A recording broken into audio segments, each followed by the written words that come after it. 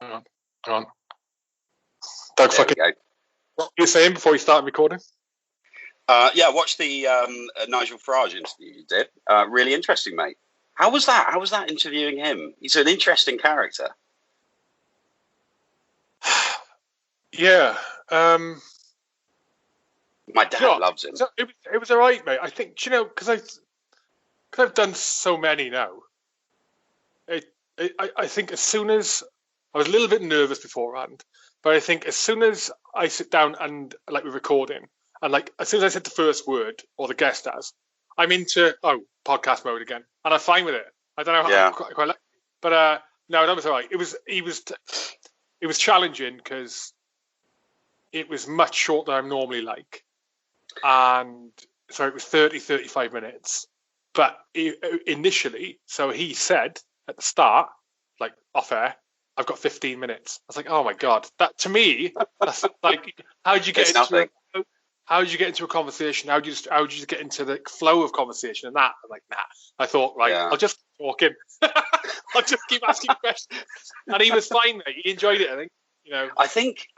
So I've interviewed a couple of politicians over here, and they always give you. I think they're aiming off that you're going to take longer than you actually are going to take in an interview. So they'll say 15 minutes. What they actually mean is half an hour or 45 minutes. It's just so if they abruptly say, "Look, you're taking too long," they don't seem like a arsehole. What's it like?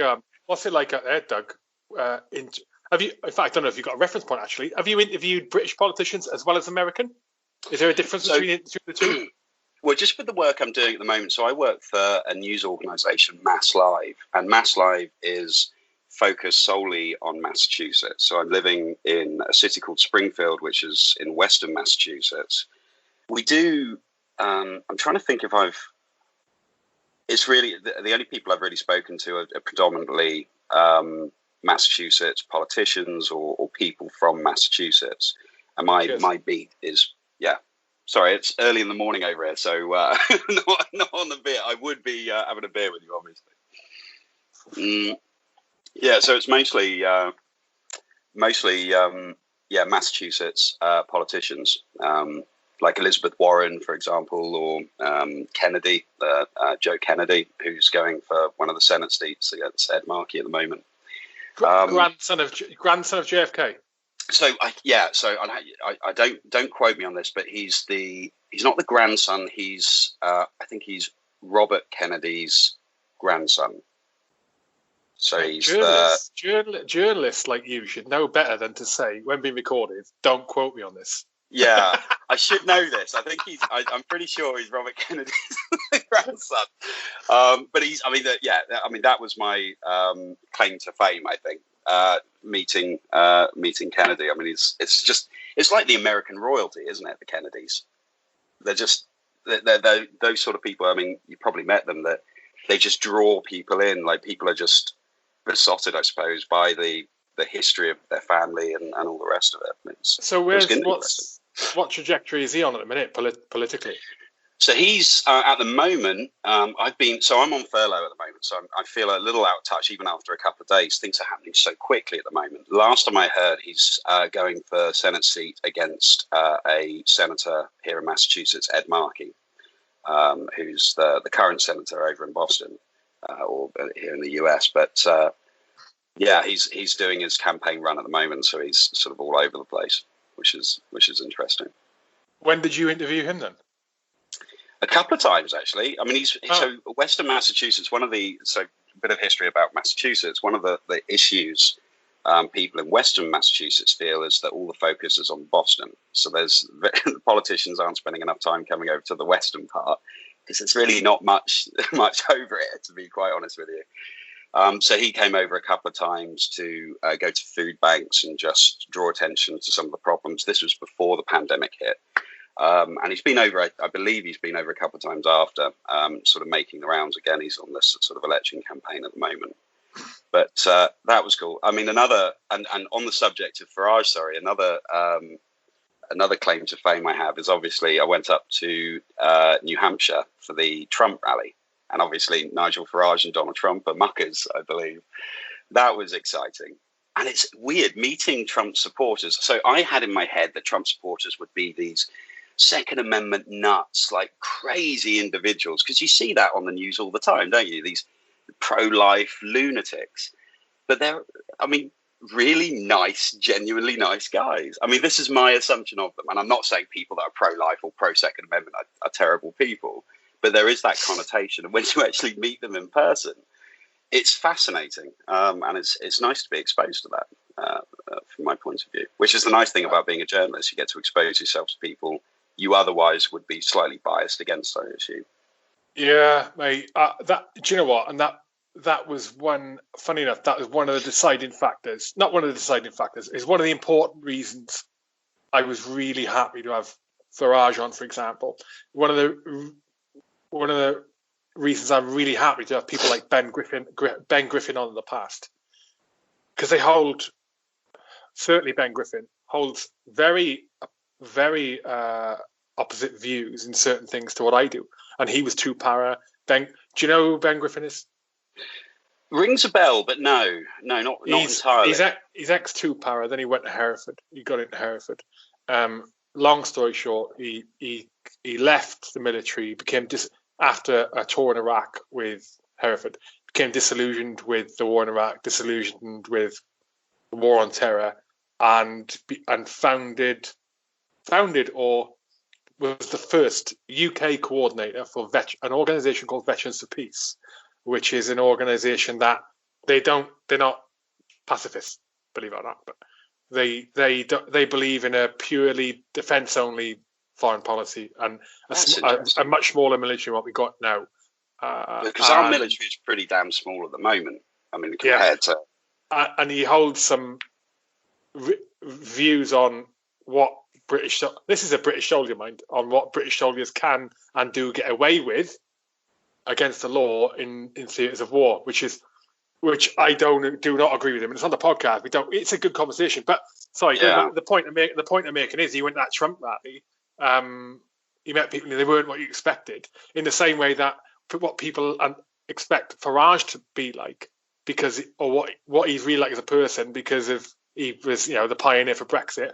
What Ben Griffin's like, because he's part of what's perceived as a pacifist organisation, Veterans for Peace.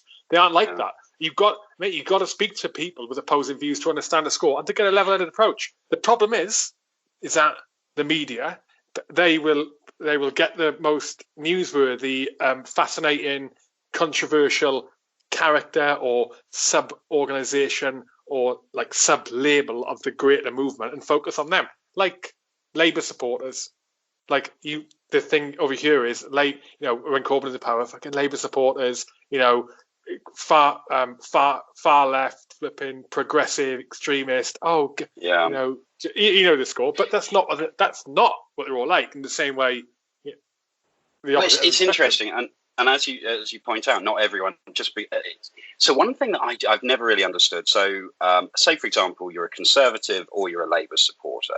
Why define every? But Doug, why label yourself? Exactly. Why it doesn't define who you are. Over here you might be a Republican. Doesn't necessarily mean you completely agree with the Second Amendment, for example. I mean, I feel society at the moment, we're so polarized. If you like Trump, you're an arsehole. If you like Bernie Sanders, you're some liberal wanker. There's no middle ground. So a weird thing that happened. So last year there was a parade in Boston, the Straight Pride Parade, and it was. I heard about this. I heard about this. Go on. I misspeak. It's not a far right. They're just slightly right of centre politically, and their whole idea was just, why is there all this gay pride when we should feel proud to be a straight person? I mean, it's completely ill-advised to go to these rallies. I mean, the people obviously don't fully understand what the pride movement's all about, but it was interesting, and they were interesting characters. I wanted to go because there were in Boston, Massachusetts as a state is a very blue state in the sense it's quite a liberal state overall. And having this straight pride parade in the capital in Boston, the capital of Massachusetts, was risky in the sense that there were going to be counter-protesters. So I was covering this event, but I wanted to get the opposite point of view. I'd already interviewed all of the organisers of this Pride Parade, and I wanted to go and interview Antifa. And I know it's not a set organisation; it's a group of people that come together to protest. But it wasn't really, they were Antifa, but there was a meeting in a synagogue in Boston, and they were talking, and I went to this meeting. I found it on Facebook. I went to this meeting just to try and speak to some people on record to have a balanced article. 2 secs. Sorry, 2 secs. So just explain for people listening or watching what Antifa is. It's not as publicly known over here as it is in America.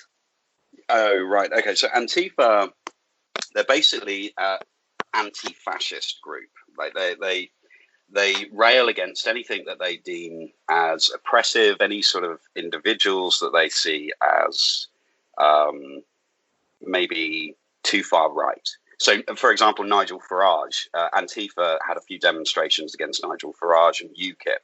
There was a time a few years ago, and again, I've been out of the UK for a while, but UKIP was seen as this far-right political movement, which obviously isn't. It's just sort of further right than the Conservatives. So they're a group of usually very young people, and very young being college students or university students, that gather together. They'll wear all black, they'll wear face masks so they can't be recognized on camera, and they'll basically try and disrupt events that are being held. And wankers. They are absolute wankers. Well, I mean, they have a right to express their opinion. The problem I find is that they don't like anyone else having an opinion that they don't agree with. I hope no Antifa are watching this, otherwise I'm going to get trolled to pieces. But I went to the synagogue because I wanted to speak to them. I wanted to get their point of view and find out why they think this rally, this parade in Boston was so dangerous, why this couldn't go ahead, why they needed to protest this. So I went to the synagogue, and at the beginning, they'd already started. I arrived late, so I just walked in and sat down. I didn't identify myself as a reporter or a journalist because they was talking and I didn't want to disrupt them. So they started going into first aid. Like, they were expecting trouble. They were expecting to get beaten up or beat somebody up because they were doing first aid lessons and SOPs and on what happens if one of you goes down, etc., etc. Anyway, it got to the point where they started getting a little paranoid because there were a bunch of new faces there. And like, right, is anyone a supporter of Trump or part of the media? And I was like, yeah, I'm a reporter. And they were like, get out. I was like, why? Why do you want me to go? So they took me aside and they started telling me that if I was a responsible reporter, I wouldn't have spoken to the Straight Pride organisers. I would have just come to them and just got their opinion on why this event shouldn't happen. And the fact that madness. It's insane. The madness of that opinion. This is so. Just to clarify, right? It was me that called them wankers, not you. I'm keeping you safe, right? But the reason I say that, I absolutely agree with you. They're entitled to an opinion, right? And I don't say that like flippantly, like, oh, you're entitled to your opinion. Everyone's entitled. I mean it. You're entitled to your fucking opinion. You know. The thing is, it goes back to the labeling thing as well, right? And this is the unfortunate impact that mainstream politics and over in the UK, especially the division that like Brexit caused, and anyway before that, the put yourself into this team or that team, same in America. The problem with that is that it all of a sudden becomes very difficult for someone who's in that I am red and say I'm Labour. Yeah. It becomes very challenging for them to even consider the possibility of changing their mind on a topic, right? I'm just saying a topic because, like, as you alluded to just now, just because you're a Labour supporter doesn't mean you support everything that is in their manifesto, for example. Now, a really interesting thing with that is, like, with Corbyn, I say interesting because I'm ex-military, I can't stand Corbyn because of the historical connections to terrorist groups and all that, right? But I like to look at things. I try and just look at everything like objectively and take everyone's opinion and try and think, okay, I'm not going to completely shut off Labour or people who support Labour because I don't like Corbyn. It's not the way things work. I need to learn. Anyway, I found myself agreeing with some of the stuff that was in Corbyn's manifesto pre-last election. Some of the stuff, I agree with that, right? But other stuff, I flipping didn't. But I thought, it made me really happy with myself. Think, oh, okay, I'm like, I can be agree with something there, even though I'm so repulsed by the guy. Still the same. Now, the problem is for people who don't hold the same point of view as you or I, the openness, they see themselves as red. They've always got to be red. They completely shut themselves off to blue, or the Republicans or Democrats, whichever side they're sitting on, and so they never get the opposing view, and they get so tunnel visioned on what they believe. Yeah.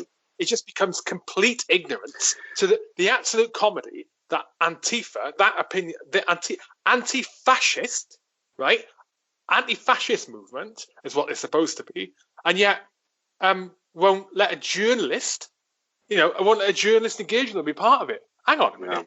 Yeah. It's mental. Absolutely mental. But that is the reason I brought that up is because Antifa predominantly, the generation below us, the ones most impacted, I think, and most impacted in terms of mental development. I mean that because the whole Brexit thing was happening when they were maybe 10, 15 years old. You know, and then 10 years later, they're 20, 25 years old. They've been brought up in an environment where you're either this team or you're this team, and you don't listen to that team. You only listen to what we say, and if you talk to the other team, you're a fucking traitor. And that's where this Antifas comes from. That's what they believe. That's what they think. The reality is they're closing themselves off to all the people they want to influence and try and change their minds. They've shut themselves completely off from it. How do you influence people if you're refusing to engage with them? You can't change people's minds by not talking to them. I think I read somewhere, and I think I completely agree with you. I mean, I think people, I might not, what's the saying? I might not agree with what you're saying, but I defend your right to say it. I mean, it's that sort of mentality.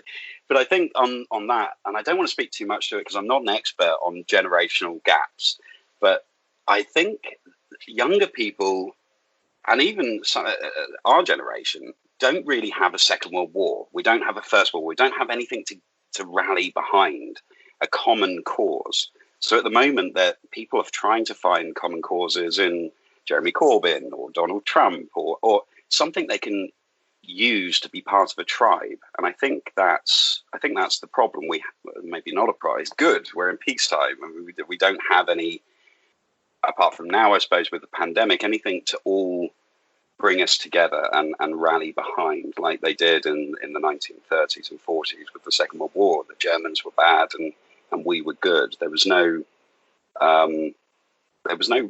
rallying call for people to join together.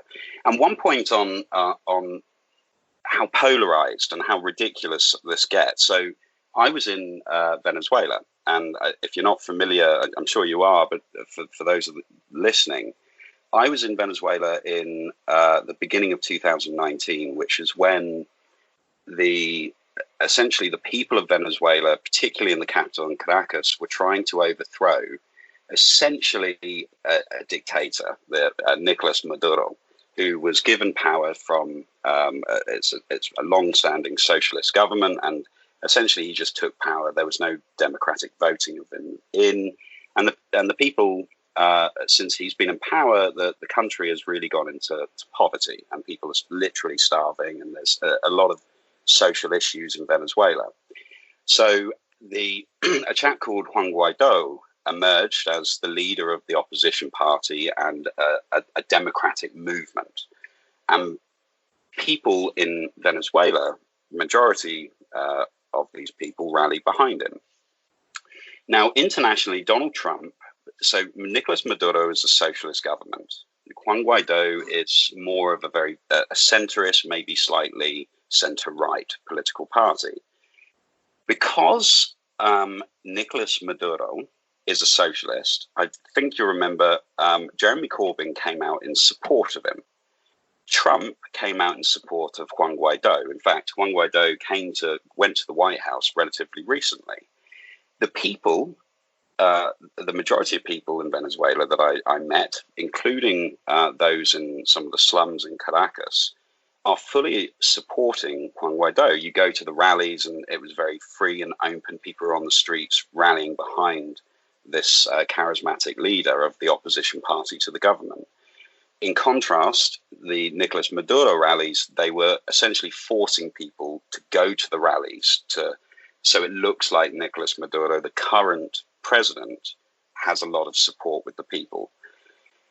America backed Juan Guaido. There was an overwhelming movement in the States and in Europe to say that that Maduro, this dictator who'd been imprisoning his population, there'd been lethal riots in the country. There was an overwhelming movement in Europe and in America when I was over there, actually seeing this on the ground, that we should just leave it alone. We should let the Venezuelans do what the Venezuelans do, and that, of course, that's a valid point. But the Venezuelan people, almost every single person I spoke to, said that the only way that they were going to get their democratic freedoms back wasn't necessarily to have troops on the ground in Venezuela, but just international support from world leaders. And it was just interesting for me that because Trump came out in support of the center-right wing politician who was fighting for freedoms and democracy, there was an overwhelming, because people didn't like Trump. They didn't care about the issues in Venezuela. They just, if Trump supports it, it must be a bad thing. And I'm not the biggest fan of Trump, but I don't think everything he does is awful. Like he's done a lot of great things before the pandemic. There was record low unemployment in the US. I mean, economically speaking, he's been great for the country. There's a few things he does and says that are strange, to say the least, for a head of state. But yeah, I mean, it's interesting to see how polarized people are getting about these sort of issues. And Nigel Farage is a good example. In fact, I've had many discussions with my dad. My dad loves Nigel Farage. I didn't particularly like him in the past, and there have been many discussions about him as well.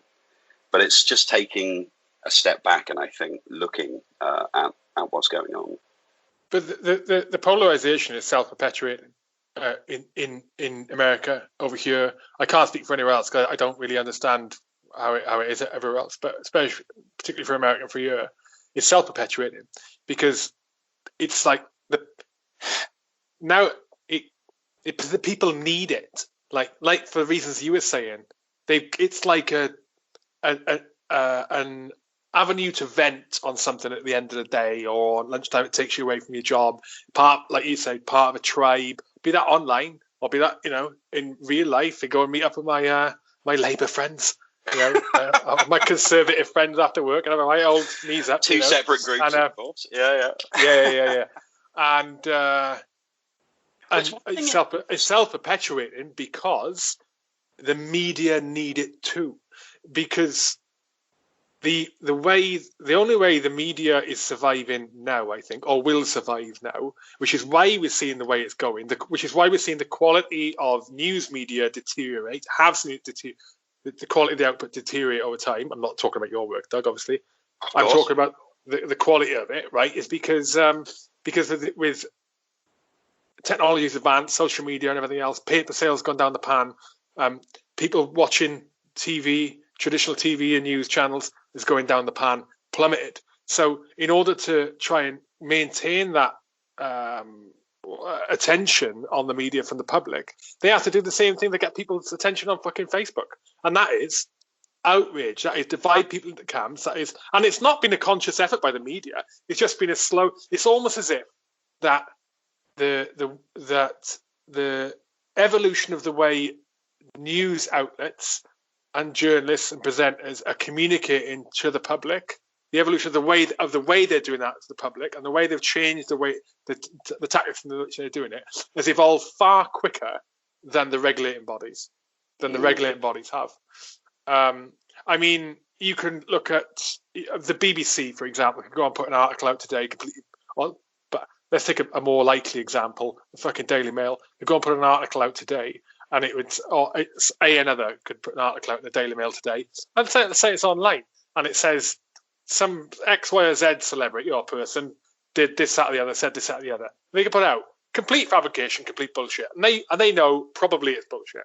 Came from an unverified source, whatever, right? However, the attention that generates for them, the revenue that generates through ad clicks, get on the website, publicity, shares, more saturation across social media for the Daily Mail is huge.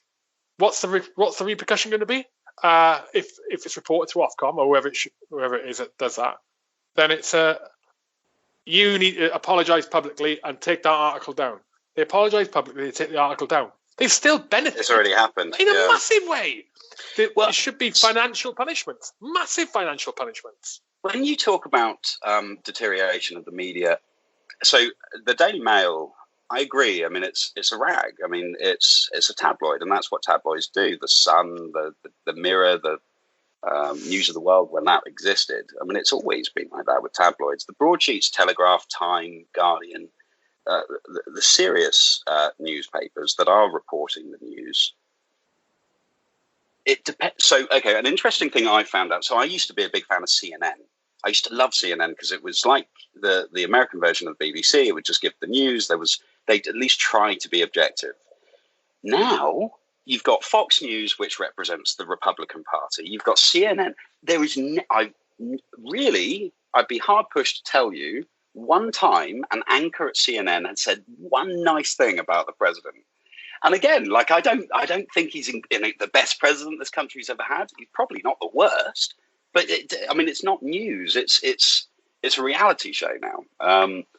So in that sense, I do agree. Well, yeah. No, when I'm referring to the quality, I'll be more specific. Sorry. Across let's say 15 years ago, okay, of all of in one 24-hour period of all of the news that was published in whatever manner to the general public in one 24-hour period 15, 20 years ago, compared to now, now much less a percentage of that media that's published now in this 24-hour period compared to 15 years ago, much less of it is of substance, much less of it is of relevance, much more of it is that's controversial. Let's do a story about that. Mate, it's fucking bollocks, right? And unfortunately, it impacts all of the media outlets now. Mate, 2 days ago, right? And I'm going to mention the BBC. I'm not slating the BBC. Like, the BBC have got good journalists. They've got good presenters. They've also got bad journalists, bad presenters. But the majority of the online stuff doesn't come from any of those people. It's fucking different. A lot of it's automatically generated. Same for Sky. Same for any other media outlet, right? The BBC did an article 3 days ago, 4 days ago. And I'm convinced a lot of stuff like this is done purely for the headline because I know the headline will get shared and get impact, right? That is it. This fucking article was, bearing in mind what week are we in now of lockdown? Week 8 or week 9 of lockdown, right? So car dealerships and travel has been, the car dealerships are closed. You can't buy a car at the minute because all the dealerships are closed, right? In the UK. And people are hardly travelling because people are fucking locked down. The BBC did an article and the headline was something along the lines of car industry profits plummet over the last 6 weeks. No fucking shit. What are you talking about? How is that news? I don't understand it. What is the point of that? What is the point of that? What is the point of it? I'm ranting. I hate it. I hate it at the minute. I hate it. So, I mean, so I can't speak to that article too much because I didn't read it. So maybe you can send that to me. But I mean, personally, it would be interesting to know how the car industry is doing. I've done similar articles about industry here and get off this fucking interview, Doug. But I've done similar articles. So one of the gun shops, Governor Baker closed down all the gun shops in Massachusetts. Majority of states in the United States, their gun shops have been deemed an essential service, and an essential service because it's their constitutional right to bear arms over here.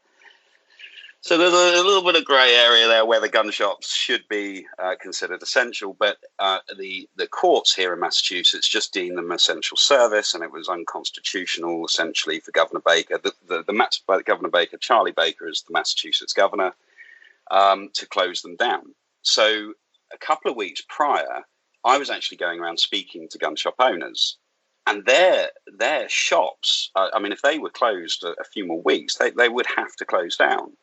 Part of the reason, I'm sure, the courts have reopened the gun shops here in Massachusetts is because journalists are writing about the effects these closures are having on businesses. So, again, I haven't read the article on car dealerships in the UK. It might be stating the obvious, but there might be, again, some information in there that could benefit maybe some of those dealerships. I don't know. I'm not sure. Jesus Christ. You've changed, mate. You've changed since 3 Para. Jesus Christ.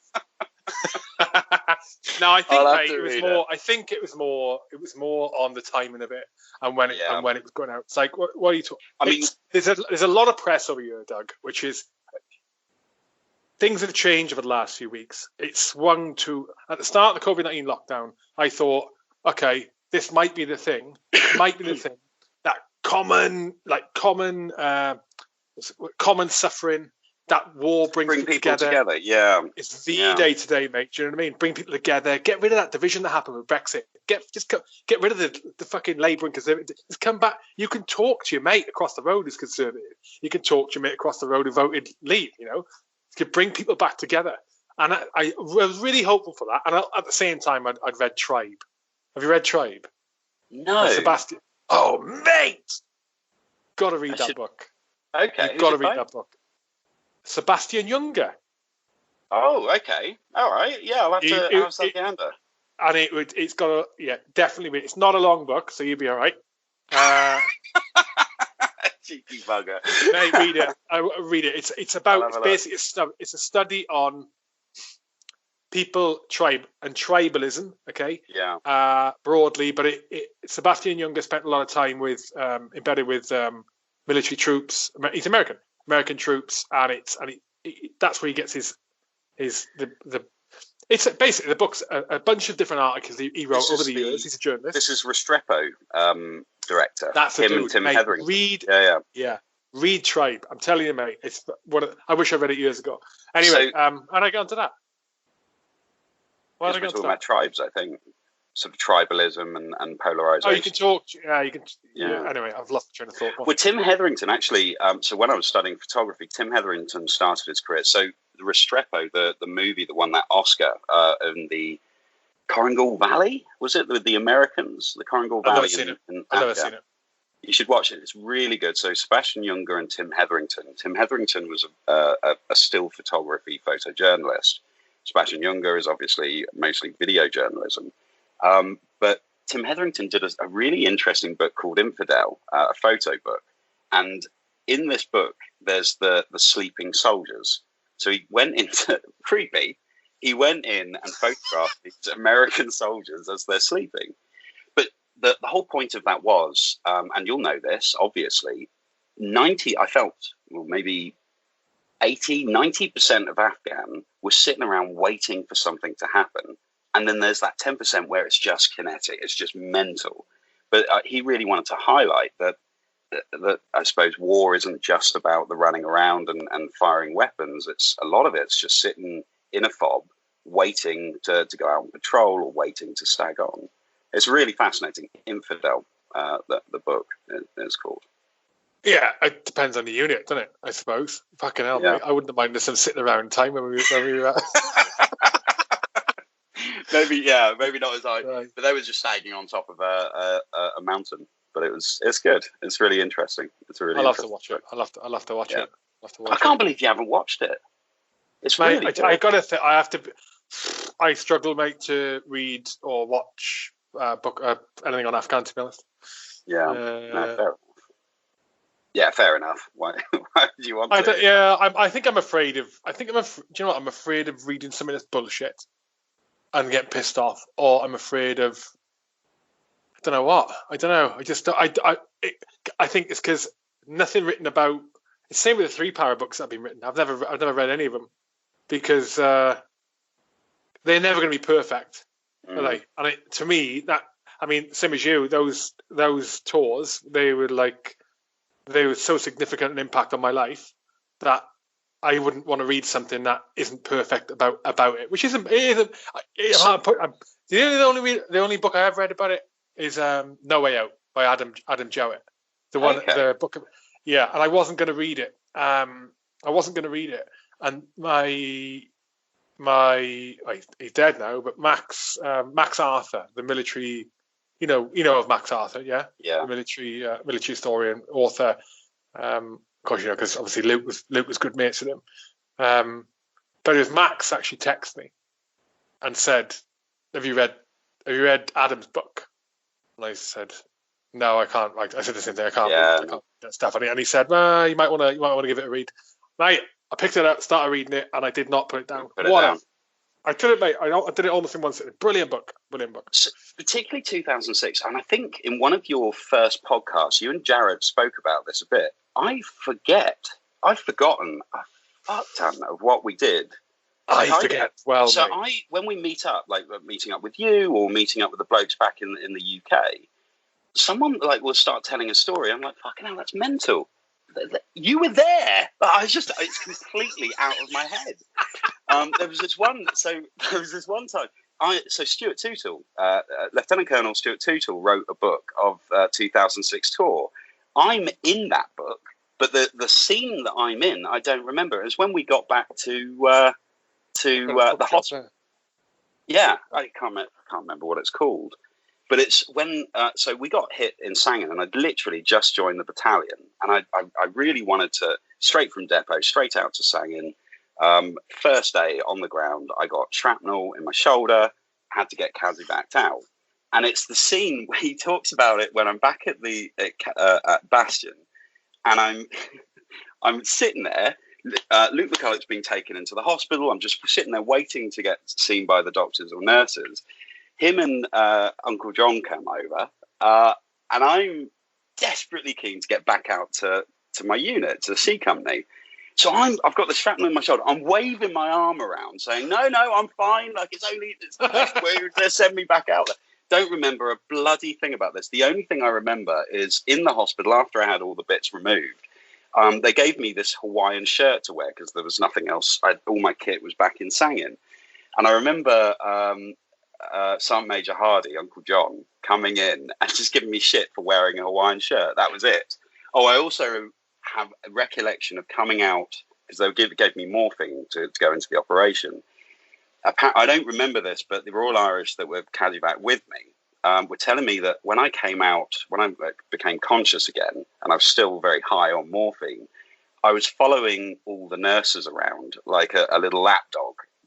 Just drooling, still high on the drugs they gave me for the operation, which was obviously embarrassing. But yeah, no, a lot of what happened, I think you and Jared spoke about it in one of your beginning podcasts. A lot of what happened, I just don't have any recollection of at all. Yeah, I found that, mate. When I got out in 2011, and then I went and worked in the Middle East for 4 years. And it was loads of time.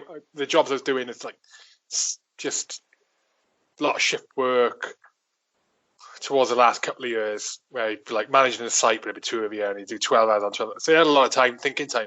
And I decided I wanted to write a book. I didn't know how or what. I thought it just would be good to put this into words because I'll forget it one day. I'll put it down, and I don't know what I wanted to do.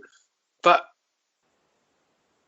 I couldn't remember any of like the specifics and like all the little story, but I would occasionally sort of pop in my head. Yeah.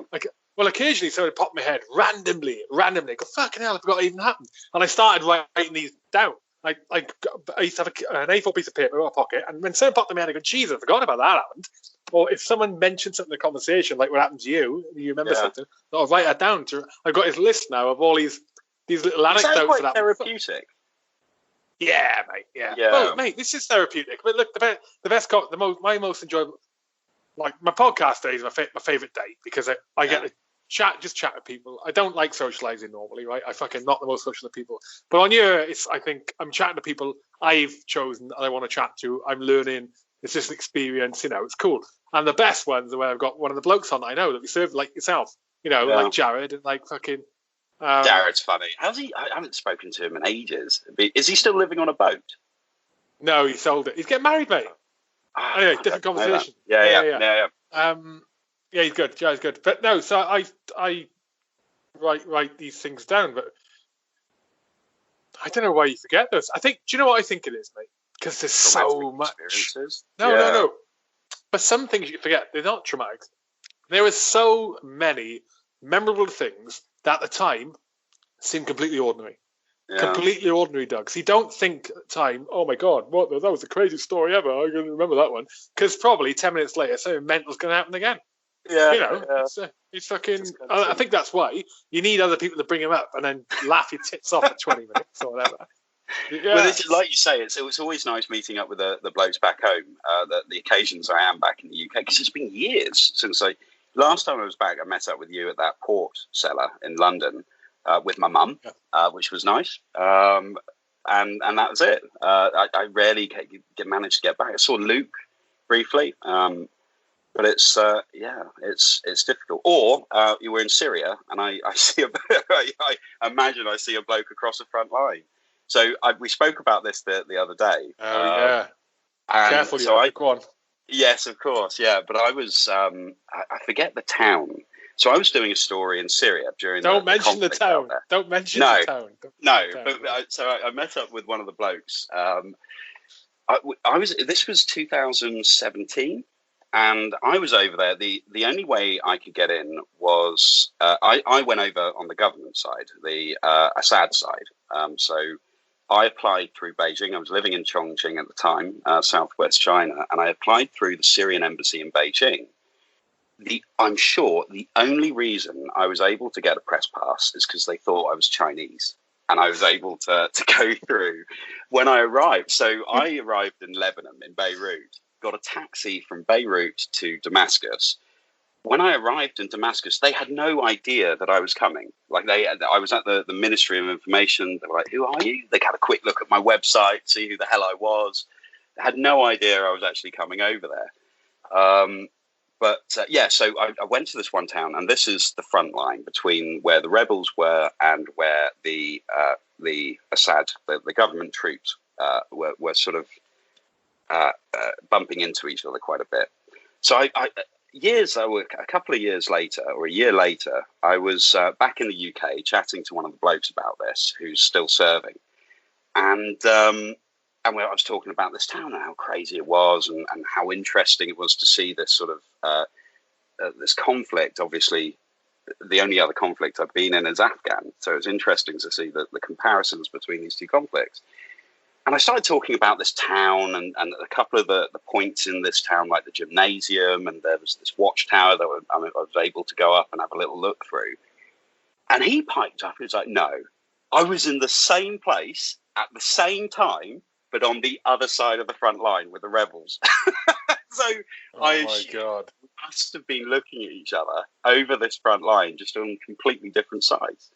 It was crazy, strange. Pretty strange story, yeah. Tip of the hat to him that shall not be named. Yeah, he that shall not be named, absolutely. What talking about the contrast then between, not contrast, if there was a contrast between Afghan and Syria, mate. You experienced Afghan as a sniper, soldier, paratrooper, and you experienced Syria as a journalist. Talk to me, Goose. It was a lot more fun, Syria, than Afghan, that's for sure. Not as many people shooting at you, which is nice. No, Syria, I mean, it was interesting because obviously in the army, one big thing about being in the army is you don't really chat unless you're, like yourself, a sergeant, or unless you're a senior rank. You don't necessarily chat with the locals. There's no reason for you to go and sit down, have a cup of tea, and talk about issues they might be having. I never had that experience in Free Para. Whereas the only thing I was doing in Syria was talking about the issues the people there were having, the problems they have with their leader, Assad, or how they view the rebels, how they live their day to day. And that was really my major focus, just documenting their day to day. So I was in a city called Homs at one point, which was severely hit. Like it's just been decimated. And this is a city that has some of I believe one of the wonders of the world, this marketplace that has just been completely destroyed, or had one of these wonders of the world in there. the rich history of Syria is phenomenal. I mean, it was just completely destroyed. And this one city, Homs, I'd be going out meeting with people. The fighting had since left. It was further north towards Aleppo, and people were starting to return to their homes and see the place that they left during or before the conflict, and then that sort of shock when they arrived back to see their beautiful apartment or beautiful home completely destroyed, and they'd be going through the rebel to get their bits and pieces out, and being able to speak to them, being able to talk to them about how they feel about being a civilian stuck in this conflict. I mean, it was just fascinating. I mean, it was so interesting. I mean, it really sort of gave you a different point of view on what conflict's like for the people that are stuck in between them.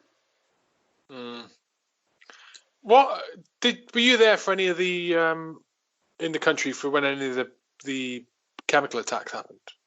The notable chemical attacks.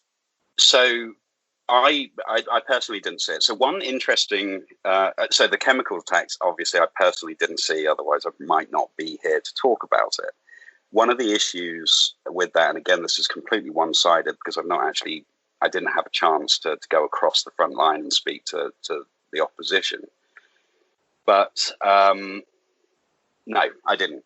And the people that are in support of the government, they adamantly refuse to believe that would have happened. There's evidence to say otherwise, as the UN and different organizations have pointed out, but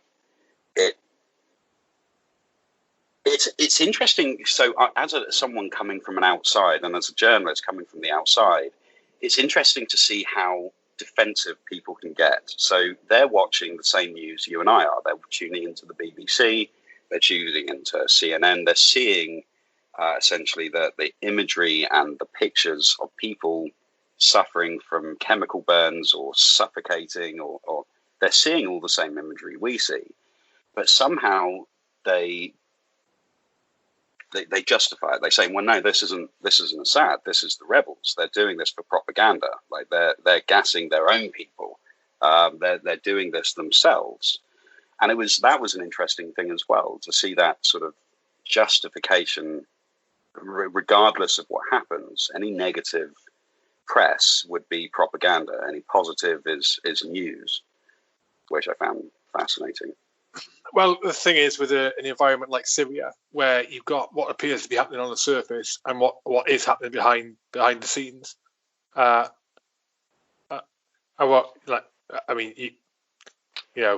that mutual friend you mentioned earlier, we're aware of things that were happening that happened there behind the scenes.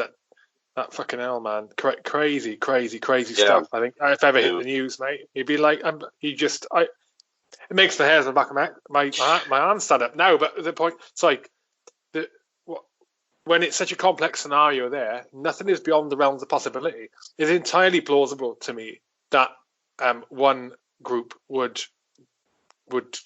attack themselves to make it out of propaganda. There are scenarios I can imagine where that would be beneficial to them. Not taking out their own troops, not taking out their own fighters, but taking out a random neutral village somewhere. I can entirely see how it would be beneficial to them. I mean, if you were just taking it at face value, if you spoke to some of the people and you just believed everything they said, I think so. I don't know. I think there are organisations like the UN, for example, that do, and independent intelligence services in different governments around the world, who do say that the Syrian government did intentionally gas their own citizens. So yeah, I do get your point, and I mean, people do some pretty gruesome things in extreme circumstances. And it's not that gruesome extreme for them though. It's a matter of perspective, and it's all relative, right? I mean, we look at that and go, "What, you gas your own people?" But I tell you what, if you grew up in the Middle East, or you grew up as a politician in the Middle East, or Joe Public in the Middle East, or as a military leader or a member of the military to rise to a military leader in the Middle East, I guarantee you, things that we would consider be fine were things that we consider be fine over there are not fine over here. Like gassing your own people, for example, because it's They just, it's a different culture. They can be more extreme because that's just the way they are. Mate, did you ever come across the white helmets when you were out there?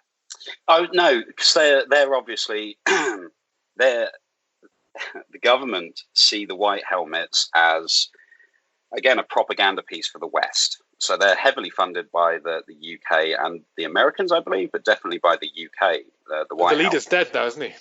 I'm not sure. I haven't really been following the white helmets, I have to admit. But they don't like them. They see them as combatants in that war. They don't see the white helmets as medical staff whatsoever.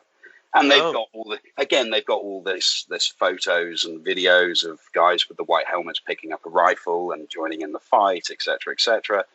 It's a very, even before I went, Syria was a mad, confusing place. I mean, it was just insane. There are so many different factions, so many different sides.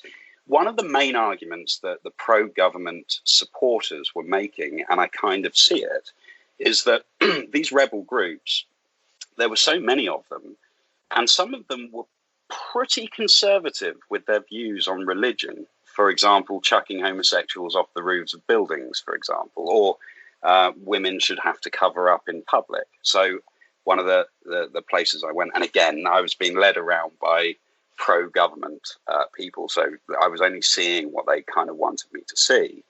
But one of the areas I went to was a female basketball team, and saw them play, and they were wearing shorts and T-shirts, and there was exposed skin. They were saying, look, if the rebels over the other side, and again, this is just what they were saying, and there's no foundation on this, some evidence, I suppose, but if the rebels win, this is over. There is no more female basketball. There is no more women being out in public by themselves. I mean, they want these much, and again, there's many, many different groups, but some of these groups, they were saying, want much more conservative religious views imposed on society. So it was interesting. I mean, one of the issue, it was the most stressful trip, the most stressful story I've ever done. I was over there for 2 weeks. 5 days out of those 2 weeks, I was under house arrest and had my cameras confiscated off me. I was interviewing this old chap, and one of the female basketball players' fathers was kidnapped, and we think it's probably government, the Syrian government that did this, was kidnapped and tortured because they believed he knew something about a certain individual who they were interested in, who was affiliated with a rebel group. I mean, I was halfway through this interview with this nice old man. He's in his 60s, 70s. And I had 5 or 6 Syrian armed soldiers crash through the door. And we were in their apartment. I was with my translator, the family. We're all having a lovely little time, drinking a bit of tea, chatting about what happened, getting some pictures. We had the Syrian army come in through the door, stop everything. I was dragged off into one room. The family were dragged off into another. My translator was desperately trying to sort the situation out. They were like, right, we want his cameras. I was like, no, you're not having my cameras. It was just a nightmare. At the end of the day, I was at the behest of the Syrian government, so gave up the cameras, gave up my memory cards, and was put in my hotel for 5 days, waiting to go out and continue the work. And I can't tell you how stressful that was, being in Syria, wanting to get these stories done, and being confined to an apartment or the local cafe. And that was it. That was 5 days out of the 2 weeks I was there. It was a really difficult place to work. Do you not feel naked being in those situations without a weapon, mate, after having been serving? I was thinking that situation there and thinking, oh my God, you got no weapon, you got nothing. Well, not really. And okay, so I know, and this is probably my own ignorance playing into this, but there is some protections you have as a reporter. I'm not a combatant. I'm not taking sides. I'm not part of this. And I mean, the combatants kind of know you're not a threat. The only threat you are is if you take the wrong picture of them, and then they get slightly defensive. But generally speaking, there is a respect, and even in Syria, there is a respect, or I saw a respect on that side, a certain amount of respect anyway, for journalists working in that scenario. China, however, when I lived in China, a different story. There was let one. Let me grab a beer. I'm gonna go on to that. Give me 2 seconds. Yeah, no worries.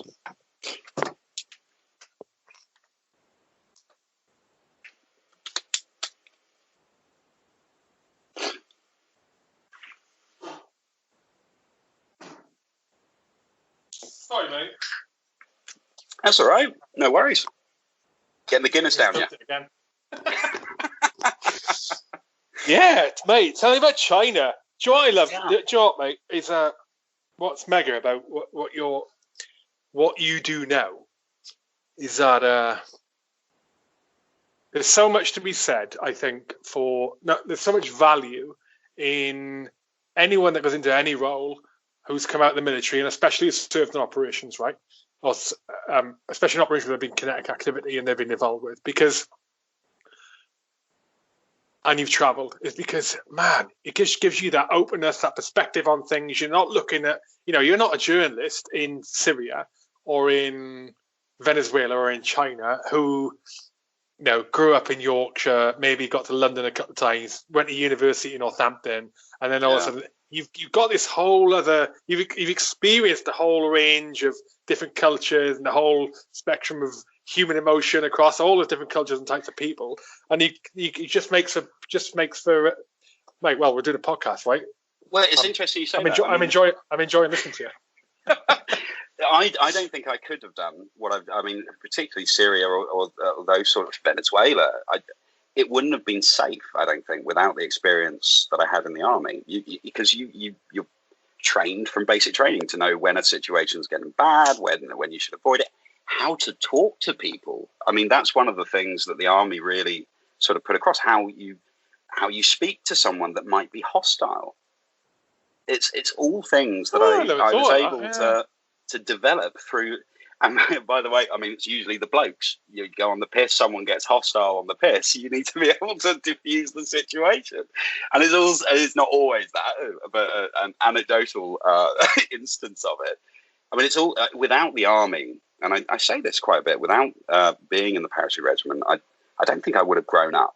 As you say, you can't just leave uni and go into the world. I mean, university and school and general life doesn't really teach you, or didn't teach me, how to survive. I think the army gave that foundation of how the world really works. Going to Kenya, for example, on exercise, or Afghan, or seeing something different than, as you say, growing up in Yorkshire, going down to London, if that's the extent. Talk about China. So I was working. It wasn't really a big story I wanted to work on. I was just more interested in looking into orphanages. There'd been stories from the 90s about the state of orphanages in China, where they were basically chaining up the children to a bed, and they were living in these awful conditions. And it wasn't something I was really pursuing, but I mentioned to my translator in China that it might be an interesting avenue to go down. Like, I'd be interested in just chatting to one of the orphanages and seeing what happens.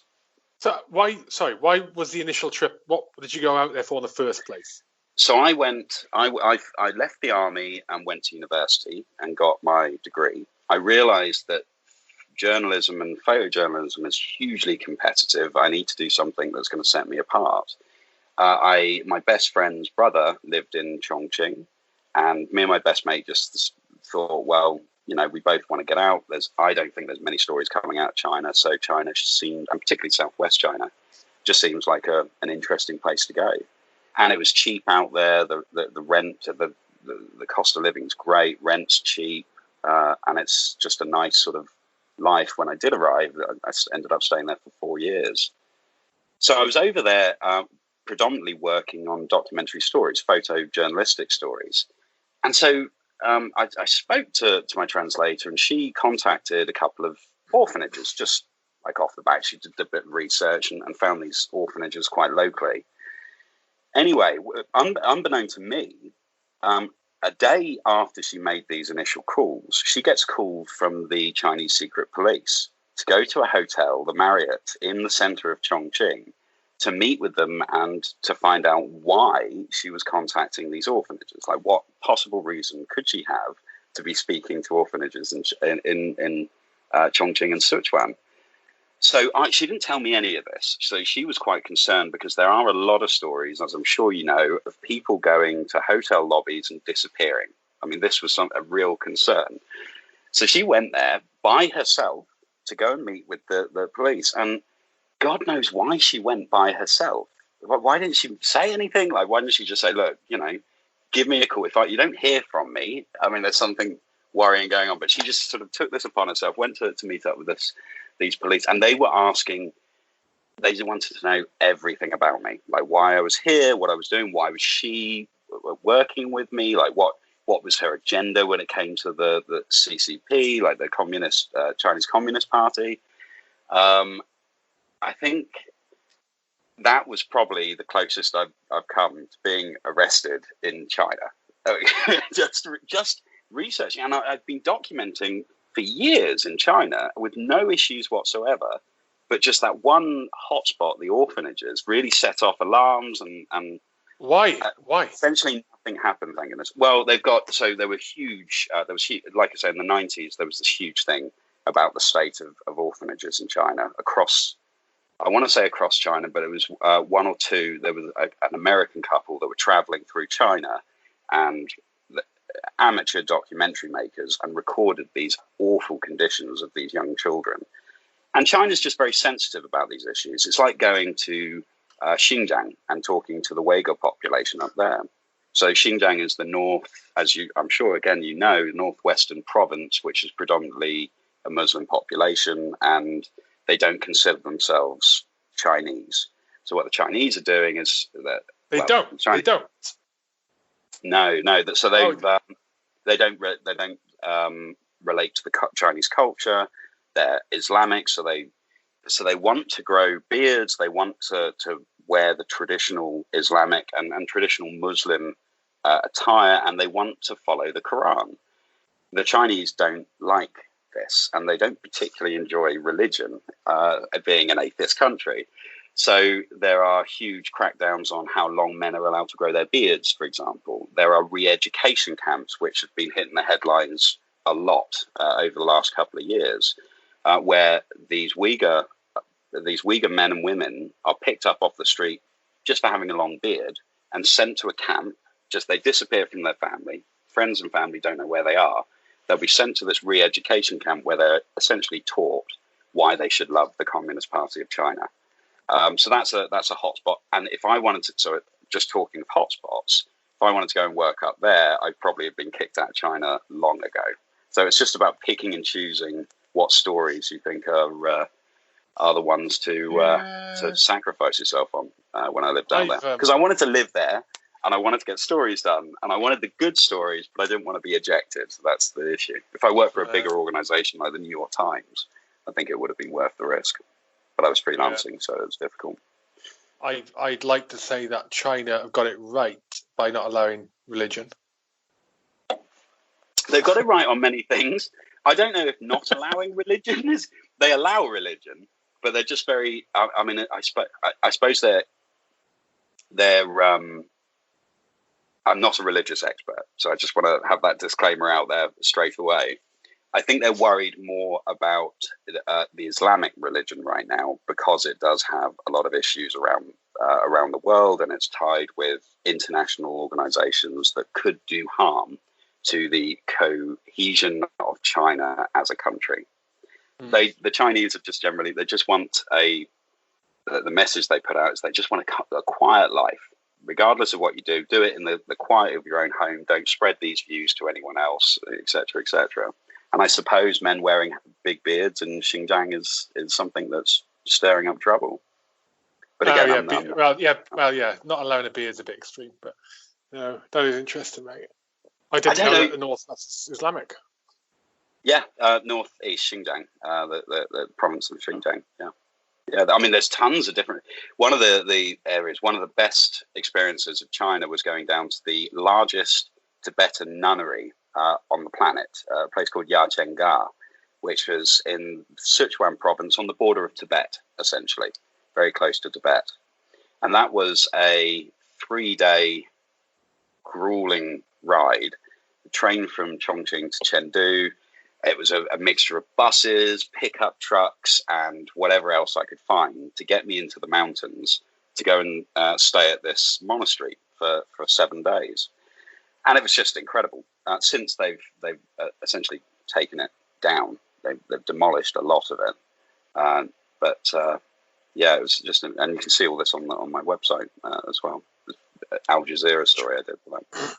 China's mate, one of the places, the top on my list of places to go that is possible to go to. I recommend it. It's beautiful. China, mate, China, yeah. And then Japan.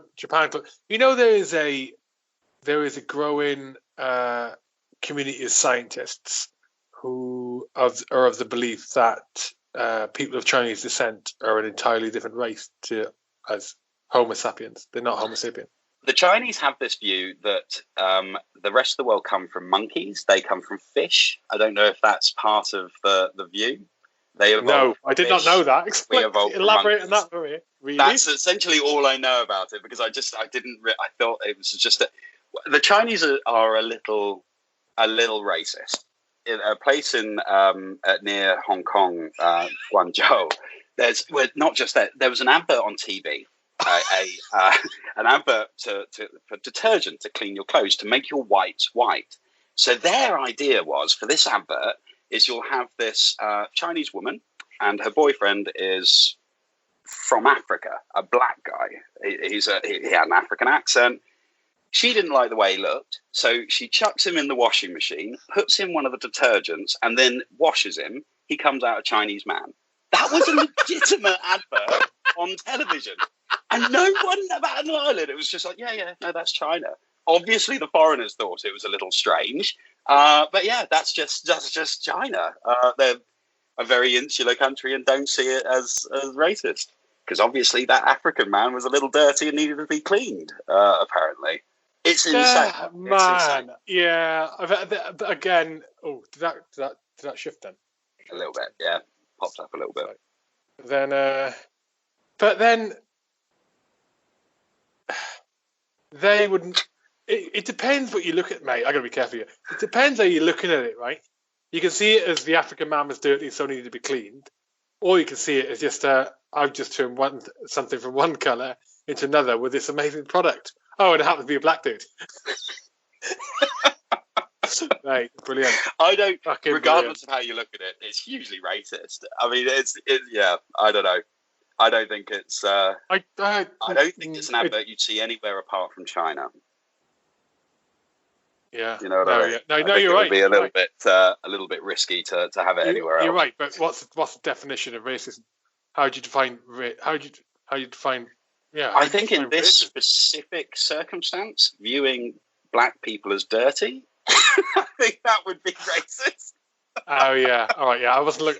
It's the whole washing of the. I do see your point though. Yeah, I mean, it's if you literally just want to turn skin from black to white, I see your point.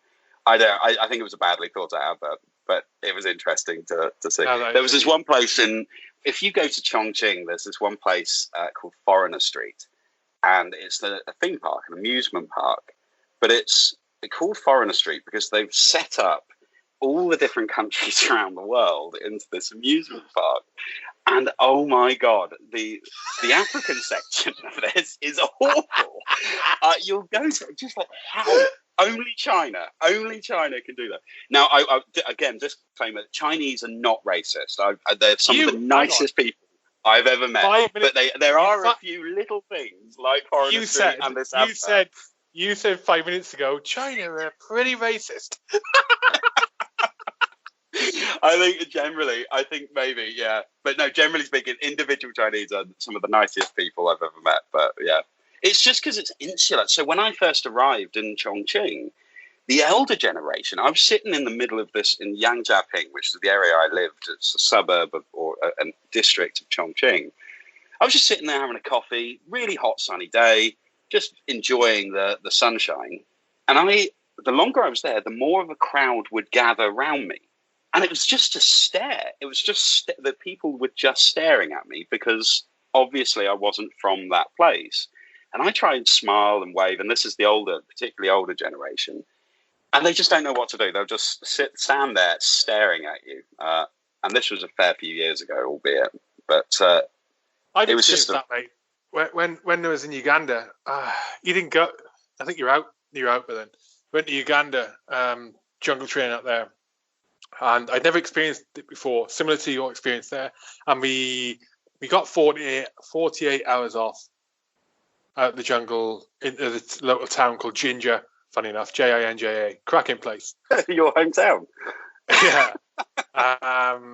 And went out the piss in this bar, mate. And I mean, it's the people out there. They're like blacker than an Ethiopian coal miner. Like, it is proper Africa, mate. And we went at this bar, and maybe Matt Hasty, a couple of other people. I can't remember who was with me. And we sat down. We went to get the pool table, obviously. And we already bought a beer. We walked in from the thing, we sat there, and people just looking at us, mate. But beyond that, I think it was mostly guys in there, and they would come over, and I remember one coming over and sitting next to me. Like, it was me and Matt, and there's like one little space, and he came and sat down next to me as if he was part of the group. That's nice. Yeah, but it's like, all right, but it was just, he was fascinated. Yeah, he was fascinated, and it's like, looked at him, and he said, and I finished my beer. He's like, it's a bit. I was thinking it's a bit awkward, but thinking it's not that awkward because he sat next to me and everyone seems fine. Everyone else in the bar is like normal. Yeah. And he said, do you want another beer? I can't remember how he said it to me, because most of them out there spoke English. But I was like, oh, okay. And he went to the bar, and I thought, I'm going to get robbed now. He went to the bar, and I gave him money to go to the bar, right? So he went to the bar to get my beer, which is only 5 yards away. Comes back, mate, gives me the beer, gives me the exact change. I was like, fucking hell. Okay. But I didn't know this guy. But it's that cultural, whoa. He's looking at me going, what are you? And why is your skin like that? Well, so why are you dressed like that? That's a really interesting point. It's cultural. So I often think comparisons, obviously, with the UK and places I've been, China, Venezuela, Syria, wherever. And are British people as nice to strangers as other cultures? I genuinely don't think they are. I don't think if you're in a pub in the UK and I decided to come and sit right next to you and we didn't know each other, I don't think the reaction would have been the same. Or not just you, but anybody. It'd be like, who the hell are you, mate? Get out of here. Some foreign person comes to sit right next to you in the pub. No, but I was in his country. Exactly. Okay, yeah, I suppose so. But the same, yeah, I suppose so. But I don't think we would do that. Depends where, though. Yeah. Depends where you are. I suppose what I'm trying to say is the kindness of strangers in all of the places I've been, and in the UK, I suppose, but predominantly abroad, just seems to be mind blowing. I mean, someone from arriving in a country, for example, a friend of mine in China just arrived in China, obviously doesn't speak any Mandarin, was trying to find a way around. A student who spoke decent enough English was at the airport waiting for her grandmother. Somehow met up with my friend, started chatting, never met each other before.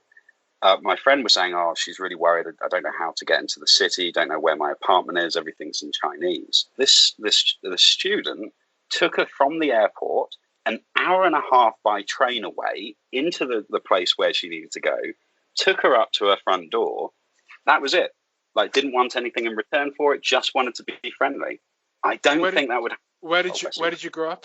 Where did you grow up? All over. I'm an army brat, so I was born in Colchester.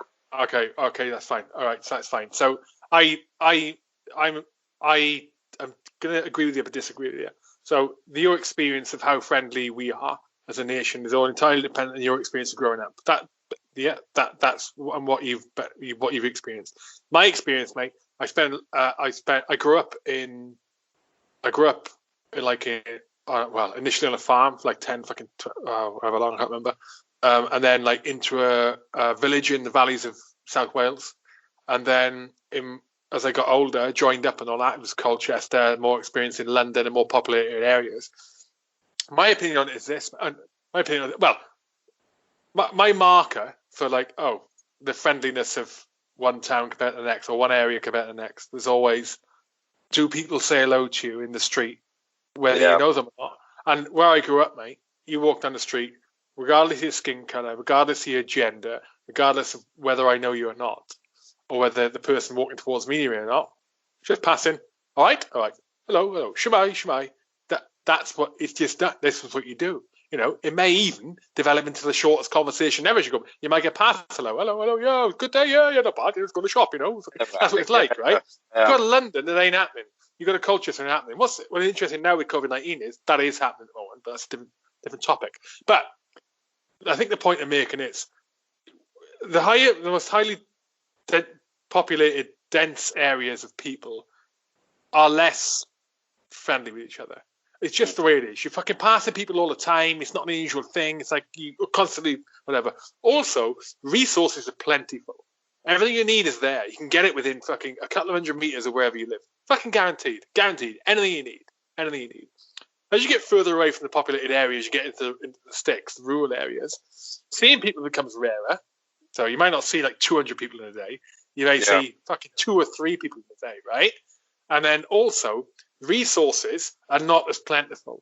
Things that you need are not as plentiful, and there's not an immediate demand. So where you would need assistance in London, I've run out of fuel, or where is the nearest cash point, or can you give me 20p? I need 20p to fucking go in the public toilets. Mate, no one's going to give 20p. Not going to get it. No one's going to go, oh, I'll run you to the local, I'll jump in my car, I'll take you to the garage down the road, the petrol garage, and you can fill it there or whatever. You go, the further you get into the rural areas, those things are more common to be like, have a problem and not have an immediate solution to it. So it's harder to get the solution. And would people be more friendly anyway? Because there's also less risk and less threat. There's less crime and all that in those areas. And people have less inhibitions about talking and engaging with strangers. You're more likely to get the interaction. More likely to get the, I'll drive you. Man, I've known things like that. Fucking drive me fucking miles. You know, or that's interesting. Yeah, I have to admit, maybe it's just the Welsh are a lot nicer people. No, mate, you got to. But you go to North Yorkshire, you go to anywhere like that. They're gonna. There is a marked difference between walking to a pub in Yorkshire, walking to a pub in fucking Inverness, you know, or like in some remote valley in Wales, to walk into a pub in Colchester. There we go. Complete difference. Complete difference. You can go. You could go in there.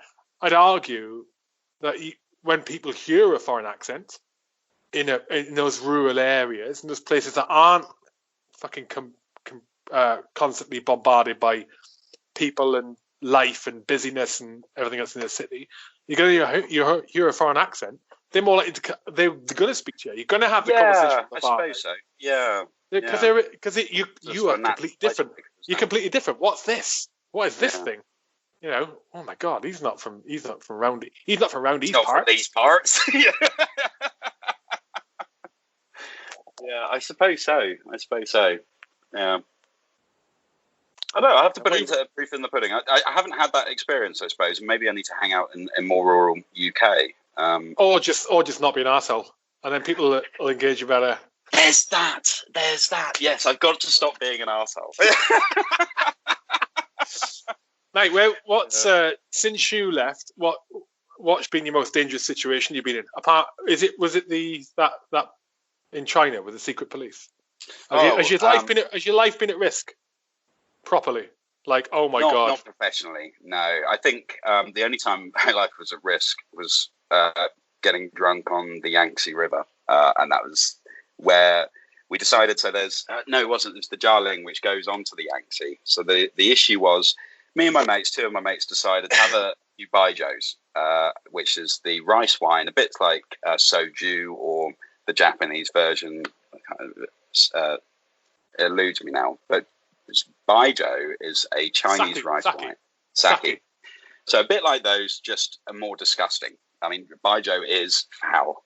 You need to have a chase of Diet Coke or Coca-Cola or whatever just to take the taste out of your mouth. But it gets you drunk really quickly, and it's so cheap. So me and a couple of mates decided to get into a blow-up boat on the Jialing River. Hopped in this boat, having a whale of a time. Beautiful sunshine, just drifting down this river with all these oil tankers coming past. We decide in our drunken haze that we're getting mighty close to the Yangtze River, which is a pretty fast-flowing river and will probably take us out to sea. So we don't want that. So we decide to try and pull off onto the banks of the river.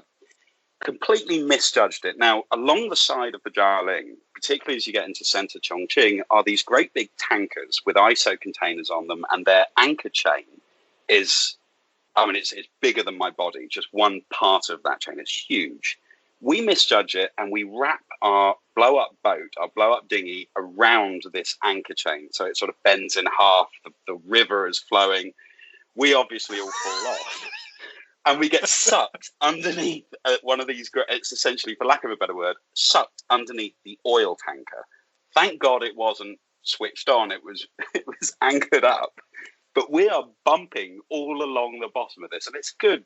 Oh 200 meters, 300 meters, just bouncing along the bottom of this. Mate, that's mental. But it was absolutely mental. The funniest part of this, though, was coming up, and you know those moments that are just so, you think you're going to die. Your life is flashing before your eyes. So underneath this boat, my life was flashing before my eyes. When you realize you're not going to die, it's the most hilarious thing on the planet. So there's us three bobbing along this river in pure hysterics. All of our, apart from our shorts, our clothes have been ripped off. We've lost shoes. We finally managed to get to the bank. There's a pub at the top of the hill, so we go into this bar, but like soaking wet. All of us are just wearing shorts or part of a t-shirt, and a flip flop between all three of us. It's just that of all the things I've done was firstly the most stupid, and secondly the most dangerous. But yeah, that was the only time I've really had a, oh my God, my life is going to end moment. So that was fucking brilliant. It's just popping up and looking around, seeing the other blokes just cracking up. That sort of gets you going as well. But no, that was really the most dangerous. I mean, there was one instance in Syria, actually in Damascus. There was one hold in Damascus that, it wasn't really dangerous. I mean, I was up a minaret at one of the mosques, just getting pictures of the sunset over Damascus, and a part of the city was being shelled, but it wasn't really that close. So I don't think that was particularly dangerous. God, mate, you wouldn't even, if you need to think about Afghan more. You wouldn't even mention that. I mean, Afghan, yeah. But the thing is, in comparison to Afghan, everything's pretty safe. Like, like what's the, yeah, no, I mean, Afghan, of my entire life, Afghan, it was the most dangerous, 100%. Yeah. Every day in Afghan was a nose. We need to start wrapping that up, mate. I'm sure Luke or Steve sent me a message recently, and they said, probably Steve, he's a fucking wind-up merchant, and said, make sure you mention it. It might be Luke. Make sure you mention this on the podcast. And I can't remember what it was. I'm recording on the phone, so I can't look on the phone. So you got away with it this time. But mate, how can people follow what you're doing? Where do you want to direct people? And any plugs you want to make, do it now. Yeah, I mean, so my personal website's just my name, douglashook.com. Have a look. There's links to Instagram and Twitter on there. I've got to mention, obviously, I'm working as a staffer at MassLive.com, which is Massachusetts news, so UK or anyone outside Massachusetts might be interested in what's happening here. It's a particularly interesting state. So there's that to look at as well. Hugh, cheers. Thanks for having me on. It's been a long time coming, and I'm glad that you have me on your podcast. And thank you again for that. Mate, been a fucking pleasure. Yeah, we'll do it again. Get you in the studio, though, either in Massachusetts or in the UK. Well, get yourself over. So I'm getting in contact, as we said earlier, with some American vets, and I'm keeping my eyes peeled for another subject for an interview. Yeah, sweet. Mate, been a fucking pleasure, buddy. Absolutely. Well, thanks again, Hugh. And I'll give you a shout next time I'm back in the UK.